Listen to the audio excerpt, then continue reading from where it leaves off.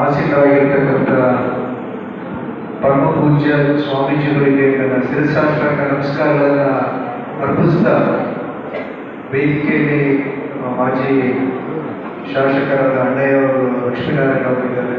ಹಾಗೆ ಎಲ್ಲ ಗೌರವಾನ್ವಿತ ಅತಿಥಿಗಳಿಗೆ ಹಾಗೂ ತಮ್ಮೆಲ್ಲರಿಗೂ ಭಕ್ತಾದಿಗಳಿಗೆ ಸಭಾಂಗಣದಲ್ಲಿ ನೋಡಿದರೆ ಬರೀ ಹೆಣ್ಣುಮಕ್ಕಳೇ ಎಷ್ಟು ಚೆನ್ನಾಗಿ ಡ್ರೆಸ್ ಮಾಡ್ಕೊಂಡು ಬಂದಿದ್ದೀರಾ ಅಂತ ಹೇಳಿದ್ರೆ ಹೆಣ್ಣು ಮಕ್ಕಳೇ ಸ್ಟ್ರಾಪ್ ಅನ್ನೋದಾಗ ನೀವೇ ಕಾಣಿಸ್ತಿದ್ರೆ ಎಲ್ಲ ಕಡೆ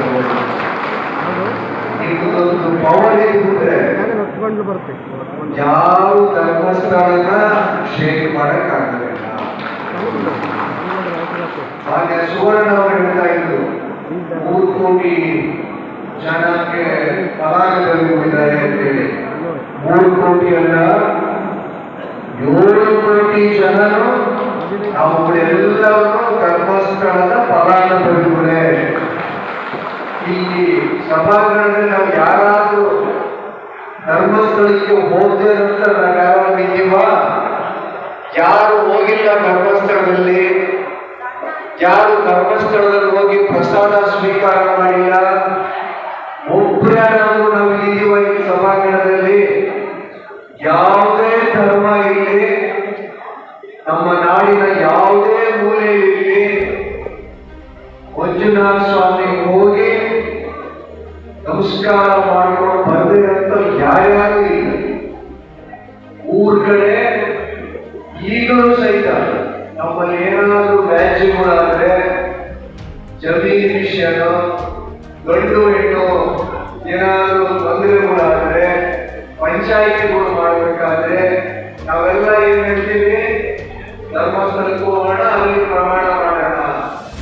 ನಮ್ಗಿಂತ ಹೆಚ್ಚಿಗೆ ಅಣ್ಣಯ್ಯವರು ಚಂದ ಬಂದು MLA ಏನೇನು ಬೇಗ ಹೊಡಿತಾರೆ, ಮಂತ್ರಿಗಳು ಮುಖ್ಯಮಂತ್ರಿಗಳೇ ಹೇಳ್ತಾರೆ ನೋಡಿ ಧರ್ಮಸ್ಥಳಕ್ಕೂ ಅದರ ಪ್ರಮಾಣ ಮಾಡೋಣ ಅಂತ.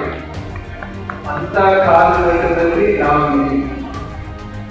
ಯಾವುದೇ ಊರಿನ ಕೆರೆ ಅಭಿವೃದ್ಧಿ ಆಗಬೇಕಾದ್ರೆ ನಮಗೇನು ಸೀದಾ ಹೋಗಿ ಪೂಜ್ಯರನ್ನ ಕಂಡು ಅವ್ರ ಕಡೆ ಏನಾದರೂ ಅನುದಾನ ಹಾಕ್ಸ್ಕೊಂಡ್ಬರ್ತೀವಿ. ನಾವು MLA ಸರ್ಕಾರಿ ವಿಷಯ ಮಾತಾಡೋದಿಲ್ಲ. ಎಲ್ಲಾದ್ರೂ ಒಂದು ದೇವಸ್ಥಾನಕ್ಕೆ ಹೇಳ್ತೀವಿ, ಕಡೆಯಲ್ಲಿ ಹೋಗಿ ಮಂಜುನಾಥ ಸ್ವಾಮಿ ದರ್ಶನ ಮಾಡ್ಕೊಂಡ್ಬರೋಣ, ಅಲ್ಲಿಂದ ನಮ್ಗೆ ಅನುದಾನ ಸಿಗ್ತದೆ ಅಂತ ಹೇಳ್ತೀವಿ. ಒಂದು ಕೆರೆ ಏನಾದರೂ ಕೆಲಸ ಆಗಬೇಕು ಅಂತ ಹೇಳಿದ್ರೆ, ಊಳೆತ್ತಬೇಕು ಅಂತ ಹೇಳ್ತೀವಿ, ಧರ್ಮಸ್ಥಳಕ್ಕೂ ಒಂದು ರಜೆ ಕೂಡ ನೀಡಿ ಅಂತ ಹೇಳ್ತೀವಿ. ರುದ್ರಭೂಮಿದು ಒಂದು ಶಾಲಾ ಕಟ್ಟಡದ್ದು, ರಸ್ತೆಗಳು, ಮನೆಗಳಿಲ್ಲ, ಯಾರಿಗಾದ್ರು ಹೋಗಿರೋದು ಅಪ್ಲಿಕೇಶನ್ ಕೊಡೋದ್ರಲ್ಲಿ ಧರ್ಮಸ್ಥಳಕ್ಕೆ ಹೇಳ್ತೀವಿ. ಮೊದಲು ನಮಗೆ ಮನಸ್ಸಿಗೆ ಬರೋದು ಯಾವುದು? ಧರ್ಮಸ್ಥಳದ್ದು ಇಲ್ಲ ಪೂಜ್ಯ ಧರ್ಮಾಧಿಕಾರಿಗಳು ಹೆಸರು ನಮ್ಮ ಮನಸ್ಸಿಗೆ ಬರುತ್ತೆ. ಪ್ರತಿಯೊಬ್ಬರು ದೇವಾಲಯಗಳನ್ನು ಕೂಡ ನಾವು ನೋಡಿದ್ದೀವಿ, ಹರಿಹರ ಬ್ರಹ್ಮಗಳನ್ನೇ ನೋಡಿದ್ದೀವಿ, ಎಲ್ಲರಿಗೂ ಒಂದು ಅಗ್ನಿ ಪರೀಕ್ಷೆ ನೋಡಿದ್ದೀವಿ, ಪಿಕ್ಚರ್ಗಳನ್ನು ನೋಡಿದ್ದೀವಿ, ಎಷ್ಟೋ ಜನ ಭಗವದ್ಗೀತೆ ಹರಿಕಥೆಗಳಲ್ಲಿ ನಾವು ಕೇಳಿದ್ದೀವಿ, ಪುಸ್ತಕಗಳನ್ನ ಓದಿದ್ದೀವಿ. ಎಲ್ಲರಿಗೂ ಒಂದು ಕಾಲಘಟ್ಟಗಳಲ್ಲಿ ಒಂದು ಪರೀಕ್ಷೆ ಇದ್ದೇ ಇರ್ತದೆ.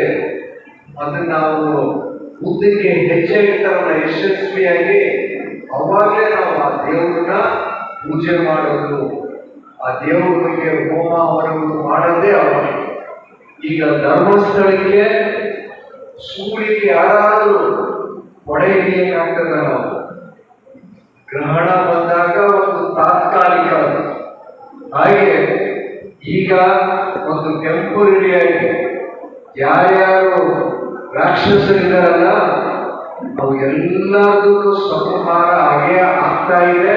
ನೀವುಗಳೆಲ್ಲರೂ ನೋಡ್ತಾ ಇದ್ದೀರಲ್ಲ, ನಾವು ಎಲ್ಲರೂ ಅದಕ್ಕೆ ಸಾಕ್ಷಿದಾರ ಆಗ್ತಾ ಇಲ್ಲ. ಯಾರು ಒಳ್ಳೆ ಕೆಲಸ ಮಾಡ್ತಾರೆ, ಅತ್ಯುತ್ತಮವಾದ ನಡೆ ಇರ್ತದೆ, ಸಚ್ಚಾರಿತರಾಗಿರುತ್ತೆ, ಅವರಿಗೆ ಈ ಪರೀಕ್ಷೆಗಳು ಯಾವಾಗ ಸದಾ ಇದ್ದಿದೆ. ಅದನ್ನ ಈಗ ದೇವಗಳು ಹೊಂದಿ ಒಳ್ಳೆ ಸಮಯ ನಾವೆಲ್ಲರೂ ಎದುರು ನೋಡ್ತಾ ಇದ್ದೀವಿ. ಇವತ್ತು ಪೂಜೆ ಇಟ್ಟುಕೊಂಡಿದ್ದ ಸತ್ಯನಾರಾಯಣ ಸ್ವಾಮಿ ಪೂಜೆ ಬಾಗಿನ ಹಲವಾರು ಕಾರ್ಯಕ್ರಮಗಳನ್ನ ನಾವು ಧರ್ಮಸ್ಥಳದ ಗ್ರಾಮಾಭಿವೃದ್ಧಿ ಸಂಘದ ವತಿಯಿಂದ ಇಟ್ಕೊಂಡಿದ್ವಿ. ಇವತ್ತು ಕಾರ್ಯಕ್ರಮನ ಹಾಗೆ ಸುವರ್ಣ ನಾವು ಮಾತಾಡಬೇಕಾಗಿದೆ. ಯಾಕಂತ ನಾವು ಎಲ್ಲರೂ ಈ ರಾಯಭಾರಿಗಳೇ, ನಾವು ಹೇಳಬೇಕು ಧರ್ಮಸ್ಥಳ ಏನು, ಮಾತೃಶ್ರೀ ಅವರ ಕೆಲಸ ಏನು, ಧರ್ಮಾಧಿಕಾರಿ ಪೂಜ್ಯರು ಏನು ಅವ್ರು ಮಾಡಿರ್ತಕ್ಕಂಥ ಸೌಕರ್ಯಗಳು ನಮಗೆ ಕೊಟ್ಟಿದ್ದಾರೆ.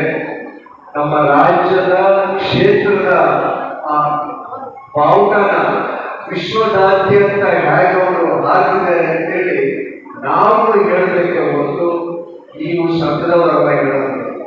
ನಾವುಗಳೆಲ್ಲರೂ ಉದ್ಯೋಗ ತಗೊಂಡಿದ್ದೀವಿ, ಫಲ ತಗೊಂಡಿದ್ದೀವಿ. ನಿರ್ವಂಚನೆಯಿಂದ ನಾವುಗಳೆಲ್ಲರೂ ಧರ್ಮಸ್ಥಳದ ಹೆಗಡೆ ಅವರ ಜೊತೆಗೆ ಹಾಗೂ ಮಂಜುನಾಥ ಸ್ವಾಮಿಗಳ ಜೊತೆ ಸದಾ ಇರ್ತೀವಿ. ಅವ್ರ ಜೊತೆ ನಾವಿರೋದಲ್ಲ, ಅವರು ನಮ್ಮ ಜೊತೆ ಇದ್ದಾರೆ. ಅದಕ್ಕಿಂತ ಪುಣ್ಯ ನಮ್ಗೇನೂ ಇಲ್ಲ. ಇಷ್ಟು ಹೇಳಿ ಇವತ್ತಿನ ಕಾರ್ಯ ತುಂಬಾ ಚೆನ್ನಾಗಿ ನಡೀಲಿ, ಕಾರ್ಯಕ್ರಮ ಯಶಸ್ವಿಯಾಗಿ ಹೇಳಿ